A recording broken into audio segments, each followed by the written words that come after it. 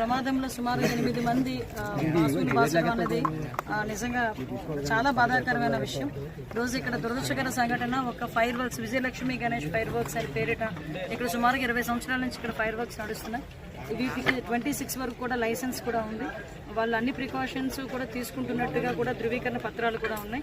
అయితే ఇక్కడ ఎందుకు యాక్సిడెంట్ జరిగింది అన్నదైతే ప్రాథమిక విచారణ ప్రకారం వాళ్ళు ఏదైతే ఫైర్ వర్క్ చేస్తున్నప్పుడు కొంచెం ఓవర్లోడెడ్ మందు ఏదైతే ఉందో, మెడిసిన్ ఏదైతే ఉందో అది కొంచెం ఎక్కువ ప్రెషర్ పెట్టి చేయడం వల్ల జరిగింది అన్నది ఇక్కడ చుట్టుపక్కల వాళ్ళు ఉన్న విషయం చెప్తున్న సందర్భం. అది ఇక్కడ ఎటువంటి అంటే ఇంటెన్షనల్గా జరిగిందే కానీ అటువంటిది ఎటువంటి పరిస్థితి కూడా కనిపించలేదు అన్నది ప్రాథమిక విచారణ ప్రకారం జరిగింది.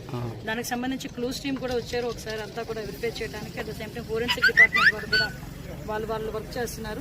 ఈరోజు మాకు ఇన్ఫర్మేషన్ వచ్చిన వెంటనే ఇమీడియట్గా మాకు ఫైర్ ఇంజిన్స్ ఉన్న వాళ్ళని కూడా రావికంతో నుంచి, చోడవరం నుంచి, నర్సీపట్నం నుంచి, అదేవిధంగా నక్కపల్లి నుంచి ఇమీడియట్గా ఇక్కడికి పంపించిన తర్వాత ఇమీడియట్గా వాళ్ళు కూడా రెస్క్యూ ఆపరేషన్స్ చేయడం కూడా జరిగింది. అరౌండ్ 3 యూనిట్స్ లాగా ఇక్కడంతా బ్లాస్ట్ జరిగింది. ఇక్కడ చూసిన సంఘటన చూసిన తర్వాత కూడా ప్రమాదం ఎంత భారీ ప్రమాదం జరిగిందో ఇక్కడ సంఘటన చూస్తే మనకందరికీ కూడా అర్థమవుతుంది. సుమారుగా 8 మందిలోని కూడా ఒక 5 కైలాసపట్నం వాసులు, అందులోని ఒక 2 లేడీస్ కూడా, మహిళలు కూడా చనిపోవడం జరిగిందండి. ఒక మనోహరన్ ఒక ఆయనకి ఇంకా డీటెయిల్స్ ఇంకా ఫుల్ ఫ్లెజ్డ్గా ఇంకా రావాల్సింది. ఇందులోని చౌడవాడ నుంచి ఒకరు, అదేవిధంగా రాజపేట నుంచి గ్రామం నుంచి కూడా చనిపోయిన వాళ్ళు ఉన్నారు. చాలా దురదృష్టకరమైన సంఘటన. ఈరోజు యాక్చువల్గా ఫైర్కి సంబంధించి ఏదైనా యాక్సిడెంట్ జరిగితే యాక్సిడెంట్ పరంగా మనం ఒక 5 లక్షల రూపాయలు ఎప్పుడు కూడా ఎక్స్ప్రెస్ చేస్తాం.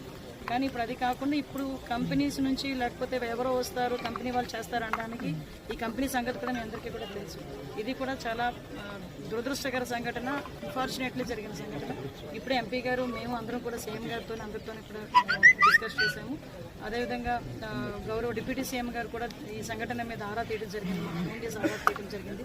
నారా లోకేష్ బాబు గారు కూడా ఇందులో ఏం జరిగిందనేది ఆరా తీసి వాళ్ళ సానుభూతిని కూడా వ్యక్తం చేయడం జరిగింది, వాళ్ళ విచారం వ్యక్తం చేయడం జరిగింది. ఇప్పుడు గవర్నమెంట్ నుంచి కూడా ప్రతి కుటుంబానికి కూడా 15 లక్షల రూపాయలు, అంటే రెగ్యులర్గా ఇచ్చేదానికన్నా ఒక 3 టైమ్స్ ఎక్స్ట్రా 15 లక్షల రూపాయలు ఈరోజు ఎక్స్ప్రెస్ ఇవ్వడానికి కూడా గవర్నమెంట్ సిద్ధం. మొత్తం దీంట్లో ఎంతమంది పనిచేస్తున్నారండి? యాక్చువల్గా నేను ఇక్కడ చాలా మంది ఇక్కడ ఆల్రెడీ 2-3 ఈ రోజు ఆబ్సెంట్ అయిన వాళ్ళు ఇక్కడికి వచ్చారు మాట్లాడడానికి. వాళ్ళతో నేను మాట్లాడితే ప్రతిరోజు కంపల్సరీగా 15 మంది వర్క్ చేస్తారంట. ఆ 15 మందిలో 15 మంది రోజు రారండి, ఒక్కొక్కసారి 2-3 ఆబ్సెంట్